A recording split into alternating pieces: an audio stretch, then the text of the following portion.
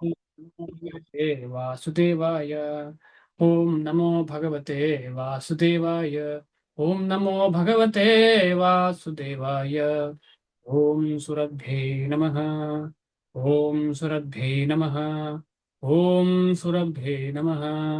मूकं करोति वाचालं पङ्गुं लङ्घयते गिरिं यत्कृपातमहं वन्दे श्रीगुरुं दीनतारिणं श्रीचैतन्यमीश्वरं परमानन्दमाधवम्।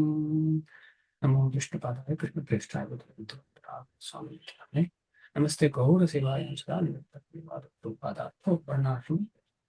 ಹರೇ ಕೃಷ್ಣ. ಇವತ್ತು ಏಕಾದಶಿ ತುಂಬಾ ಇಂಪಾರ್ಟೆಂಟ್. ಭಗವದ್ಗೀತೆ ಅದೇ ರೀತಿಯಲ್ಲಿ ಜಪವನ್ನ ಇನ್ನೂ ಜಾಸ್ತಿ ಮಾಡುವಂಥದ್ದು. ಅದರಲ್ಲೂ ಕೂಡ ಏಕಾದಶಿಯ ದಿವಸ ಹೆಚ್ಚು ಹೆಚ್ಚು ಮನಸ್ಸಿನಲ್ಲಿ ಭಗವಂತನ ಬಗ್ಗೆ ಚಿಂತನೆ ಮಾಡೋದು ತುಂಬಾ ಹೆಲ್ಪ್ ಆಗ್ತದೆ. ಯಾಕೆಂತ ಹೇಳಿದ್ರೆ ಏಕಾದಶಿ ಅಂತ ಹೇಳಿದ್ರೆ ಭಗವಂತನ ದಿವಸ, ಬೇರೆ ಎಲ್ಲ ದಿವಸವೂ ಭಗವಂತಂದು. ಆದ್ರೆ ನಾವೇ ನಿಮಗೆ ಫುಡ್ ಅಲ್ಲಿ ಯಾವ್ದು ಬೆಸ್ಟ್ ಫುಡ್ ಅಂತ ಯಾರಾದ್ರೂ ಕೇಳಿದ್ರೆ ನಾವು ಯಾವ್ದೋ ಒಂದು ಫುಡ್ ಅನ್ನ ಬೆಸ್ಟ್ ಅಂತ ಹೇಳ್ತೇವೆ. ಅದೇ ರೀತಿಯಲ್ಲಿ ಭಗವಂತನಲ್ಲಿ ನಿಮ್ಗೆ ದಿನಗಳಲ್ಲಿ ಯಾವ್ದು ದಿನ ಒಳ್ಳೆದು ಅಂತ ಕೇಳಿದ್ರೆ ಏಕಾದಶಿ ದಿನ ತುಂಬಾ ಪ್ರಿಯ ಭಗವಂತನಿಗೆ. ಆ ಪ್ರಿಯವಾದ ಏಕಾದಶಿ ದಿವಸ ನಾವು ಭಗವಂತನಿಗೆ ಪ್ರಿಯವಾಗಿದ್ದನ್ನ ಇನ್ನು ಜಾಸ್ತಿ ಜಾಸ್ತಿ ಮಾಡ್ಲಿಕ್ಕೆ ಪ್ರಯತ್ನ ಪಟ್ರೆ ಅದು ಆ ಸಂಸ್ಕಾರ ನೆಕ್ಸ್ಟ್ ಮರುದಿನಕ್ಕೆ ಆಮೇಲೆ ಪೂರ್ವಕ್ಕೆ ಆ ಸಂಸ್ಕಾರ ನಮಗೆ ಜಾಸ್ತಿ ಬರ್ತದೆ. ಈಗ ನಾವು ಇವತ್ತು ಜಾಸ್ತಿ ಓದಿದ್ರೆ ನಾಳೆ ಅದನ್ನು ಮಾಡುವ ಅಂತ ಅನ್ನಿಸ್ತದೆ. ಅದಕ್ಕೋಸ್ಕರ ಈ ರೀತಿಯ ಸಂದರ್ಭ ಏಕಾದಶಿ ಆಗಿರ್ಲಿ, ಬೇರೆ ಬೇರೆ ತಿಥಿಗಳು, ಒಳ್ಳೆ ತಿಥಿಗಳು, ಇದೇ ಉದ್ದೇಶ. ಭಕ್ತಿಯಲ್ಲಿ ಇನ್ನು ಪ್ರಗತಿ ಹೊಂದಬೇಕು ಅಂತ ಹೇಳೋ ಉದ್ದೇಶ ಬಿಟ್ರೆ ಬೇರೆ ಏನೂ ಇಲ್ಲ. ಮುಂದೆ ಹೋಗೋಣ. ಶ್ಲೋಕ 43, 6ನೇ ಅಧ್ಯಾಯ. ತತ್ರ ತಂ ಬುದ್ಧಿ ಸಂಯೋಗಂ ಲಭತೆ ಪೌರ್ವದೇಹಿಕಂ ಯತತೆ ಚ ತತೋ ಭೂಯಃ ಸಂಸಿದ್ಧೌ ಕುರು ನಂದನ. ತತ್ರ ತಂ ಬುದ್ಧಿ ಸಂಯೋಗಂ ಲಭತೆ ಪೌರ್ವದೇಹಿಕಂ ಯತತೆ ಚ ತತೋ ಭೂಯಃ ಸಂಸಿದ್ಧೌ ಕುರು ನಂದನ. ತತ್ರ ತಂ ಬುದ್ಧಿ ಸಂಯೋಗಂ ಲಭತೆ ಪೌರ್ವದೇಹಿಕಂ ಯತತೆ ಚ ತತೋ ಭೂಯಃ ಸಂಸಿದ್ಧೌ ಕುರು ನಂದನ. ತತ್ರ ಆಮೇಲೆ, ತಂ ಆ ಬುದ್ಧಿ ಸಂಯೋಗಂ ಪ್ರಜ್ಞೆಯ ಪುನರುಜ್ಜೀವನವನ್ನು ಲಭತೆ ಪಡೆಯುತ್ತಾನೆ, ಪೌರ್ವದೇಹಿಕಂ ಹಿಂದಿನ ದೇಹದಿಂದ, ಯತತೆ ಪ್ರಯತ್ನಿಸುತ್ತಾನೆ, ಚ ಕೂಡ, ತತಃ ಅನಂತರ, ಭೂಯಃ ಮತ್ತೆ, ಸಂಸಿದ್ಧೌ ಪರಿಪೂರ್ಣತೆಗಾಗಿ, ಕುರುನಂದನ ಕುರುಪುತ್ರನೇ. ಶ್ರೀಲ ಪ್ರಭುಪಾದರಿಗೆ ಜಯವಾಗಲಿ. ಅನುವಾದ. ಕುರುನಂದನನೇ, ಇಂತಹ ಜನ್ಮವನ್ನು ತಳೆದ ಮೇಲೆ ಕ್ಷಮಿಸಿ, ಆತನು ತನ್ನ ಪೂರ್ವ ಜನ್ಮದ ದೈವೀ ಪ್ರಜ್ಞೆಯನ್ನು ಅಂದ್ರೆ ಕೃಷ್ಣ ಪ್ರಜ್ಞೆಯನ್ನು ಮತ್ತೆ ಎಚ್ಚರಿಸಿಕೊಳ್ಳುತ್ತಾನೆ ಮತ್ತು ಸಂಪೂರ್ಣ ಯಶಸ್ಸನ್ನು ಗಳಿಸುವುದಕ್ಕಾಗಿ ಇನ್ನೂ ಪ್ರಗತಿಯನ್ನು ಸಾಧಿಸಲು ಪ್ರಯತ್ನಿಸುತ್ತಾನೆ. ಹೇಗೆ ಜನ್ಮ? ಯೋಗಿನಾಂ ಕುಲೇ, ಭಕ್ತರ ಕುಟುಂಬದಲ್ಲಿ ಜನ್ಮ ಸಿಕ್ಕಿದ ಮೇಲೆ ಅಂತಹ ಕಳೆದ ಜನ್ಮದಲ್ಲಿ ಮಾಡಿದಂತ ಸಾಧನೆ ಪುನಃ ಸಿಕ್ಕಿ ಪುನಃ ಅದನ್ನು ನೆನಪು ಮಾಡಿಕೊಂಡು ಮುಂದೆ ಹೋಗ್ತಾನೆ.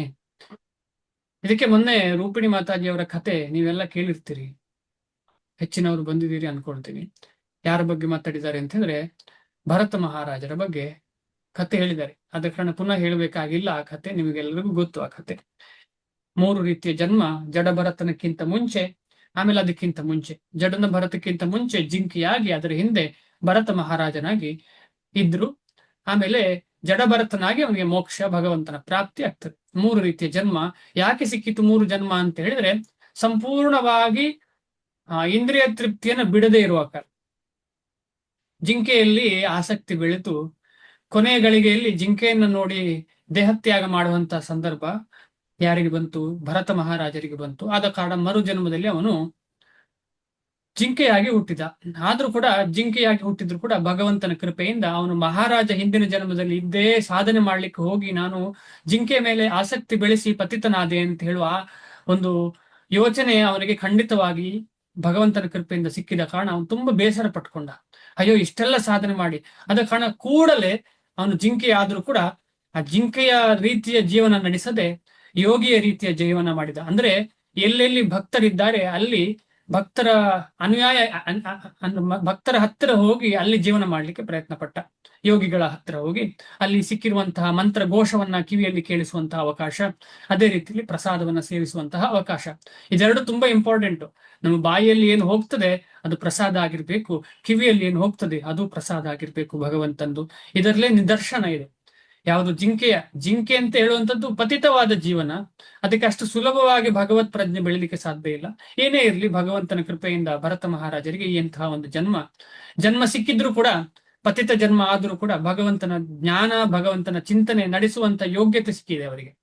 ಆ ಯೋಗ್ಯತೆಯಿಂದ ಏನಾಯ್ತು ಅಂತ ಹೇಳಿದ್ರೆ, ತನ್ನ ದೇಹವನ್ನು ತ್ಯಾಗ ಮಾಡುವಾಗ ನೆಕ್ಸ್ಟ್ ಜನ್ಮದಲ್ಲಿ ಜಡಭರತನಾಗಿ, ಅದು ಕೂಡ ಇದು ತುಂಬಾ ಇಂಪಾರ್ಟೆಂಟ್, ಅದು ಕೂಡ ಸದ್ ಬ್ರಾಹ್ಮಣ ಅಂದ್ರೆ ಬ್ರಾಹ್ಮಣ ಕುಟುಂಬದಲ್ಲಿ, ವೈಷ್ಣವ ಕುಟುಂಬದಲ್ಲಿ ಜನ್ಮ ತಾಳಿದ್ದಾನೆ. ಅದರ ಬಗ್ಗೆ ಚರ್ಚೆ ಇಲ್ಲಿ ನಡೀತಾ ಇದೆ. ಶ್ರೀಲ ಪ್ರಭುಪಾದರು ಏನು ಹೇಳ್ತಾರೆ ನೋಡೋಣ. ಭಾವಾರ್ಥ: ಒಬ್ಬ ಸದ್ ಬ್ರಾಹ್ಮಣನ ಸಂಸಾರದಲ್ಲಿ ಅರಸ ಭರತನು ತನ್ನ 3ನೆಯ ಜನ್ಮವನ್ನು ತಾಳಿದ. 2 ಜನ್ಮ ಈಗಾಗಲೇ ನಾವು ಡಿಸ್ಕಷನ್ ಮಾಡಿದ್ದೇವೆ ಶಾರ್ಟ್ ಆಗಿ. 3ನೇ ಜನ್ಮವನ್ನ ಜಡಭರತ ಅಥವಾ ಜಡತ್ವವನ್ನು ಸ್ವೀಕರಿಸಿದವನು. ಅಂದ್ರೆ ಮನಸ್ಸಿಗೆ ಗೊತ್ತುಂಟು, ಈ ಈ ಜನರ ಜೊತೆ ಎಲ್ಲ ಸಂಪರ್ಕ ಇಟ್ಕೊಂಡ್ರೆ ನನಗೆ ಇಂದ್ರಿಯ ತೃಪ್ತಿಯ ಕಡೆಗೆ ಮನೆಗೆ ಹೋಗುವುದು ಸಹಜ ಆಗ್ತದೆ. ಆದ ಕಾರಣ ನಾನು ಆದಷ್ಟು ಇದನ್ನು ಕಂಟ್ರೋಲ್ ಮಾಡ್ತೇನೆ ಎಂಬ ದೃಷ್ಟಿಕೋನದಿಂದ ಅವರು ಯಾವತ್ತು ಭಗವತ್ ಪ್ರಜ್ಞೆಯನ್ನ ಒಳಗೆ ಅಂತಾರೆ, ಹೃದಯದಲ್ಲಿ ಯಾವತ್ತು ಭಗವಂತನ ನೆನೆಸ್ತಾ ಇಡೀ ಜೀವನ. ಎಲ್ರು ಏನ್ ಅನ್ಕೊಳ್ತಾ ಇದೆ, ಇವನು ಹುಚ್ಚ, ಇವನಿಗೆ ಏನು ಶಕ್ತಿ ಇಲ್ಲ, ಏನು ಪ್ರಯೋಜನ ಇಲ್ಲ. ಶಕ್ತಿ ಇಲ್ಲ ಅಂತ ಹೇಳೋಕ್ಕಿಂತ ದಷ್ಟಪುಷ್ಟನಾಗಿದ್ದಾನೆ, ಆದ್ರೆ ಇವನ ಶಕ್ತಿಯನ್ನು ಇವನು ಉಪಯೋಗಿಸ್ಲಿಕ್ಕೂ ಬರಲ್ಲ, ಇವನಿಗೆ ಸುಮ್ಮನೆ ವೇಸ್ಟ್ ಇವನು ಅಂತ ತಿಳ್ಕೊಳ್ತಾ ಇದ್ರು. ಹಿಂದಿನ ದಿವ್ಯ ಪ್ರಜ್ಞೆಯನ್ನು ಪುನಶ್ಚೇತನಗೊಳಿಸಲು ಉತ್ತಮ ಜನ್ಮ ತಾಳುವುದಕ್ಕೆ ಇದು ಒಂದು ಒಳ್ಳೆಯ ಉದಾಹರಣೆ. ಏನು ಒಬ್ಬ ಭೌತಿಕ ವ್ಯಕ್ತಿಗೆ ಆ ಜನ್ಮ ಏನಪ್ಪಾ ಅಂತ ಅನ್ನಿಸ್ಬೋದು. ಅಯ್ಯೋ, ಇವನು ಯಾಕಾದ್ರೂ ಹುಟ್ಟಿದ್ನ, ಏನು ಸಂಪಾದನೆನೂ ಮಾಡಲ್ಲ, ಏನು ಓದುದಿಲ್ಲ, ಏನೂ ಮಾಡೋದಿಲ್ಲ, ವೇಸ್ಟ್ ಇವನು ಅಂತ. ಆದರೆ ಭಕ್ತನಿಗೆ ಇಂತಹ ಜೀವನ, ಇಂಥದ ಜನ್ಮ ಅಂತಂದ್ರೆ ತುಂಬಾ ಖುಷಿ. ಈಗ ನಾವೇ ಆಗಿರ್ಲಿ, ಈಗ ಹರೇ ಕೃಷ್ಣ ಮಹಾಮಂತ್ರ ಬೆಳಿಗ್ಗೆ ಜಪ ಮಾಡುವಾಗ ಯಾರಾದ್ರೂ ಬಂದು ಹೋಗಪ್ಪ ಏನಾದ್ರೂ ದುಡ್ದು ಬಾ ಅಂತ ಹೇಳಿದ್ರೆ ನಮ್ಮ ಮನಸ್ಸಿಗೆ ಎಷ್ಟು ಬೇಜಾರಾಗಲ್ಲ. ಯಾಕಂತ ಹೇಳಿದ್ರೆ ನಮಗೆ ಗೊತ್ತುಂಟು ಅದು ಏನು ಅಂತ ಹೇಳಿ, ಇದು ಏನು ಅಂತ ಹೇಳಿ. ಅದೇನು ಭೌತಿಕ ಜೀವನ ಅಂದ್ರೆ ಏನು, ಆಧ್ಯಾತ್ಮಿಕ ಜೀವನ ಅಂದ್ರೆ ಏನು. ಭೌತಿಕ ಜೀವನ ಅಂತ ಹೇಳಿದ್ರೆ ಏನು ಅಂತ ಹೇಳಿದ್ರೆ, ಭಗವದ್ಗೀತೆಯಲ್ಲೇ ಬಂದ ಕಾರಣ ಹಿಂದೆ ಶ್ಲೋಕದಲ್ಲಿ ನಾವು ಓದಿದ್ದೇವೆ, ಅದೊಂದು ಕಸ ಸಮಾನ. ಭೌತಿಕ ಜೀವನ ಅಂದ್ರೆ ಒಂದು ಕಸ, ಏನು ಪ್ರಯೋಜನಕ್ಕಿಲ್ಲ ಅದು. ಯಾಕಂತ ಹೇಳಿದ್ರೆ ಅಲ್ಲಿ ಭಗವತ್ ಪ್ರಜ್ಞೆ ಬೆಳಿಲಿಲ್ಲ ಅಂತ ಹೇಳಿದ್ರೆ ನಷ್ಟ ಜೀವನ ಅಂತ. ಅಲ್ಲಿ ಭಗವತ್ ಪ್ರಜ್ಞೆ, ಈಗ ನಾವೆಲ್ಲ ಏನೇನೋ ಡ್ಯೂಟಿ ಮಾಡ್ತಾ ಇದ್ದೇವಲ್ಲ, ಧರ್ಮ ಮಾಡ್ತಾ ಇದ್ದೇವೆ. ಹಿಂದಿನ ಶ್ಲೋಕಗಳಲ್ಲೂ ಇದೆ ಅದೇ ರೀತಿಯಲ್ಲಿ. ನಾವೆಲ್ಲ ಡ್ಯೂಟಿ ಮಾಡಿ ಮಾಡಿ ಭಗವತ್ ಪ್ರಜ್ಞೆ ಬೆಳೆಸ್ಲಿಲ್ಲ ಅಂತ ಹೇಳಿದ್ರೆ ಏನು ಪ್ರಯೋಜನ? ಏನೋ ಸ್ವರ್ಗಕ್ಕೆ ಹೋಗ್ತೇವೆ ಅಷ್ಟೇ, ಪುನಃ ಇಲ್ಲಿ ಬಂದು ನರಕ ಯಾತನೆ ಅನುಭವಿಸುವಂತಹ ಸಂದರ್ಭ ಸಿಗ್ತದೆ ನಮಗೆ.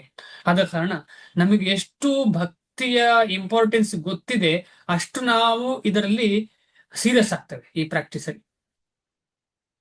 ಆ ಭಕ್ತಿಯ ಸೀರಿಯಸ್ ಆಗ್ಲಿಕ್ಕೆ, ಅದರ ಬಗ್ಗೆ ಸೀರಿಯಸ್ ಆಗ್ಲಿಕ್ಕೆ ಈ ಸ್ಟಡಿ ನಾವು ಮಾಡುವಂಥದ್ದು.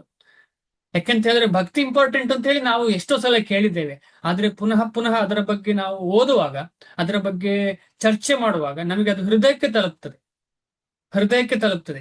ಈಗ ಒಂದು ನೀರನ್ನ ಸ್ವಲ್ಪ ಹೀಗೆ ಬಿಸಾಕಿದ್ರೆ ತುಂಬಾ ದೂರ ತಲುಪಲ್ಲ. ಈಗ ಅಡಿಕೆ ಮರಕ್ಕೆ ತುಂಬಾ ಉದ್ದ ಇರುವಂತಹ ಮರಗಳಿಗೆ ಸಿಂಪಡಣೆ ಮಾಡುವಾಗ, ಮದ್ದು ಸಿಂಪಡಣೆ ಮಾಡುವಾಗ ಹುಳ ಬರಬಾರ್ದು, ಅದು ಬರಬಾರ್ದು, ಇದು ಬರಬಾರ್ದು, ರೋಗದ ವಿರುದ್ಧವಾಗಿ ಸಿಂಪಡಣೆ ಮಾಡುವಾಗ ಏನೋ ಸ್ವಲ್ಪ ಸ್ಪ್ರೇ ಮಾಡಿದ್ರೆ ಅಲ್ಲಿಗೆ ತಲುಪ್ತದ? ಇಲ್ಲ. ಅದಕ್ಕೆ ಅಷ್ಟೇ ಶಕ್ತಿಯುತವಾದ ಸ್ಪ್ರೇ ಬೇಕು.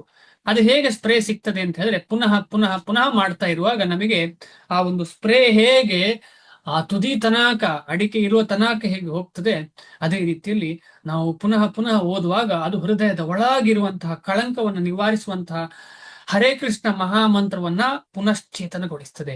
ಆ ಹರೇ ಕೃಷ್ಣ ಮಹಾಮಂತ್ರ ಜಪ ಮಾಡುವಾಗ ಇನ್ನೂ ಸೀರಿಯಸ್ ಆಗಿ ಮಾಡ್ಲಿಕ್ಕೆ ಸಾಧ್ಯ. ಆದ ಕಾರಣ ಈ ಸ್ಟಡಿ ತುಂಬಾ ಇಂಪಾರ್ಟೆಂಟ್ ನಮಗೆ.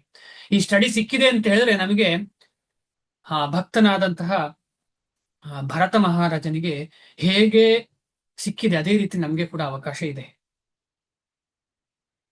ನಮಗೆ ಸದ್ಬ್ರಾಹ್ಮಣನ ಕುಟುಂಬದಲ್ಲಿ ಅಥವಾ ವೈಷ್ಣವನ ಕುಟುಂಬದಲ್ಲಿ ಜನ್ಮ ಆಗದೇ ಇರಬಹುದು, ಆಗಿಲ್ಲದೆ ಇರಬಹುದು. ಆದ್ರೆ ನಮಗೆ ಈಗ ಸಿಕ್ಕಿದ ಅವಕಾಶ ಏನು ಅಂತ ಹೇಳಿದ್ರೆ ವೈಷ್ಣವರ ಸಂಘ. ವೈಷ್ಣವರ ಸಂಘ ಜಾಸ್ತಿ ಜಾಸ್ತಿ ಸಿಕ್ಕಿದಷ್ಟು ಇದೇ ಫಲ, ಇದೇ ಫಲ, ಏನು ವ್ಯತ್ಯಾಸ ಇಲ್ಲ. ಆದ ಕಾರಣ ಕೃಪಾಲುವಾದ ಭಗವಂತರು, ಅದೇ ರೀತಿಯಲ್ಲಿ ಭಗವದ್ ಭಕ್ತರಾದ ಶ್ರೀಲ ಪ್ರಭುಪಾದರು ನಮ್ಮನ್ನು ಆರಿಸಿ ನಮಗೆ ಈ ಒಂದು ಭಗವದ್ ಭಕ್ತಿಯನ್ನು ಕೊಟ್ಟಿದ್ದಾರೆ. ಆದ ಕಾರಣ ನಾವು ಇದನ್ನು ಸೀರಿಯಸ್ ಆಗಿ ಆ ಹರೇ ಕೃಷ್ಣ ಮಹಾಮಂತ್ರ ಜಪವನ್ನ ಚೆನ್ನಾಗಿ ಅದರ ಶಬ್ದವನ್ನು ಕೇಳಿಕೊಂಡು, ಯಾಕಂದ್ರೆ ಶಬ್ದಕ್ಕೂ ಭಗವಂತನಿಗೂ ಏನೂ ವ್ಯತ್ಯಾಸ ಇಲ್ಲ, ಆ ಶಬ್ದವೇ ಭಗವಂತ. ಆ ಒಂದು ಸಂಪೂರ್ಣ ಶ್ರದ್ಧೆಯಿಂದ ನಾವು ಭಗವದ್ ಭಕ್ತಿ, ಭಗವತ್ ಸೇವೆ, ಭಗವಂತನ ನಾಮಸ್ಮರಣೆ ಮಾಡೋಣ. ಮುಂದೆ ಹೋಗ್ತಾ ಇದ್ದೀನಿ. ರಾಜ ಏನು ಮಾಡಿದ? ರಾಜ ಭರತನು ಜಗತ್ತಿನ ಚಕ್ರವರ್ತಿ ಫಸ್ಟ್ ಜನ್ಮದಲ್ಲಿ. ಅವನ ಕಾಲದಿಂದ ದೇವತೆಗಳು ಈ ಲೋಕವನ್ನು ಭರತವರ್ಷ ಎಂದು ಕರೆಯಲು ಪ್ರಾರಂಭಿಸಿದರು. ಸುಮ್ಮನೆ ಯಾರೋ ಹೆಸರಿಡ್ತಾರೆ. ದೇವತೆಗಳು ಈ ಭೌತಿಕ ಜಗತ್ತು ಅಂದ್ರೆ ಭೂಮಿಯನ್ನ ಭರತವರ್ಷ ಅಂತ ಕರೆದ್ರು. ಯಾಕೆ ಕರೆದ್ರು? ಯಾಕೆ ಅಂತ ಹೇಳಿದ್ರೆ, ದೇವತಾ ಮೂರ್ತಿ ಆದಂತಹ ಶುದ್ಧ ಭಕ್ತನಾಗಲಿಕ್ಕೆ ಪ್ರಯತ್ನ ಪಟ್ಟಂತಹ ಭರತ ಮಹಾರಾಜನು ಚಕ್ರವರ್ತಿ ಆಗಿದ್ದ. ಅವನ ಹೆಸರಿಗೋಸ್ಕರ ಭರತವರ್ಷ ಅಂತ. ಅದಕ್ಕೆ ಮೊದಲು ಈ ಲೋಕಕ್ಕೆ ಇಳಾವೃತ ವರ್ಷ ಎಂದು ಹೆಸರಿತ್ತು. ಅಂದ್ರೆ ಬೇರೆ ಯಾರೋ ರಾಜ, ಇಳಾವೃತ ರಾಜನ್ ಆಗಿರಬಹುದು, ಅವರು ನಡೆಸಿರುವಂತಹ ಅವರು ರಾಜ್ಯ ಆಡಳಿತ ಮಾಡಿದಂತಹ ಈ ಲೋಕಕ್ಕೆ ಇಳಾವೃತ ವರ್ಷ ಅಂತ ಹೆಸರಿತ್ತು. ವರ್ಷ ಅಂತ ಹೇಳಿದ್ರೆ ಏನು ಅರ್ಥ? ವರ್ಷ ಅಂತ ಹೇಳಿದ್ರೆ ತುಂಬಾ ಕಾಲಘಟ್ಟದಲ್ಲಿ ಅವರು ಆಡಳಿತ ಮಾಡಿದ್ದಾರೆ. 1-2 ವರ್ಷ ಅಲ್ಲ, ವರ್ಷಗಟ್ಲೆ, 30 ವರ್ಷ, 100 ವರ್ಷ, ಆ ರೀತಿಯಲ್ಲಿ ತುಂಬಾ ವರ್ಷ ಮಾಡಿದ ಕಾರಣ ಅದಕ್ಕೆ ವರ್ಷ ಅಂತ ಹೆಸರು ಬಂತು, ಇಳಾವೃತ ವರ್ಷ. ಚಕ್ರವರ್ತಿಯು ಯಾರು? ಇಳಾವೃತ ಅಲ್ಲ, ಭರತ ಚಕ್ರವರ್ತಿಯು ಚಿಕ್ಕ ವಯಸ್ಸಿನಲ್ಲೇ ಆಧ್ಯಾತ್ಮಿಕ ಪರಿಪೂರ್ಣತೆಗಾಗಿ ಪ್ರಾಪಂಚಿಕ ವ್ಯವಹಾರದಿಂದ ದೂರವಾದನು, ಆದರೆ ಯಶಸ್ವಿಯಾಗಲಿಲ್ಲ. ಮುಂದಿನ ಜನ್ಮದಲ್ಲಿ ಆತನು ಒಬ್ಬ ಒಳ್ಳೆಯ ಬ್ರಾಹ್ಮಣ ಕುಟುಂಬದಲ್ಲಿ ಹುಟ್ಟಿದ. ಅವನು ಯಾವಾಗಲೂ, ಮುಂದಿನ ಅಂತ ಹೇಳಿದ್ರೆ 1 ಜನ್ಮ ಬಿಟ್ಟು ನೆಕ್ಸ್ಟ್ ಜನ್ಮದಲ್ಲಿ, ಅವನು ಯಾವಾಗಲೂ ಒಬ್ಬನೇ ಇದ್ದು ಯಾರೊಡನೆಯೂ ಮಾತಾಡುತ್ತಿರಲಿಲ್ಲ. ನಾವು ಸಹ ಇದೇ ರೀತಿ ಆಗ್ಬೇಕು. ಏನಾಗ್ಬೇಕು? ನಾವು ಸಹ ಇದೇ ರೀತಿ ಆಗ್ಬೇಕು. ಹೇಗೆ ಆಗ್ಬೇಕು? ಯಾರಾದ್ರೂ ಹೇಳ್ತೀರಾ? ಚೈತನ್ಯ ಮಹಾಪ್ರಭುಗಳು ಏನ್ ಹೇಳ್ತಾರೆ? ವೈಷ್ಣವನ ಆಚಾರ ಹೇಗಿರ್ಬೇಕು ಅಂತ ಹೇಳ್ತಾರೆ? ವೈಷ್ಣವನ ಆಚಾರ ಹೇಗಿರ್ಬೇಕು?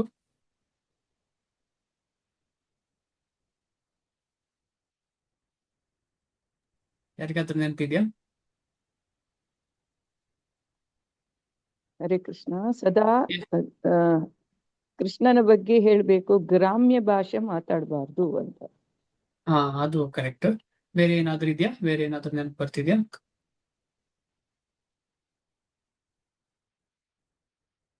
ಅವನು ಯಾವಾಗಲೂ ಒಬ್ಬನೇ ಇದ್ದು ಯಾರೊಡನೆಯೂ ಮಾತಾಡುತ್ತಿರಲಿಲ್ಲ. ಇದನ್ನು ಚೈತನ್ಯ ಮಹಾಪ್ರಭುಗಳು ಹೇಳ್ತಾರೆ. ಹೇಳಿ, ಯಾರಾದ್ರೂ ಹೇಳಲಿಕ್ಕೆ ಪ್ರಯತ್ನ ಪಡ್ತಿದ್ದೀರಾ? ಅನುಸೂಯ ಮಾತದೆ ಹೇಳಲಿಕ್ಕ.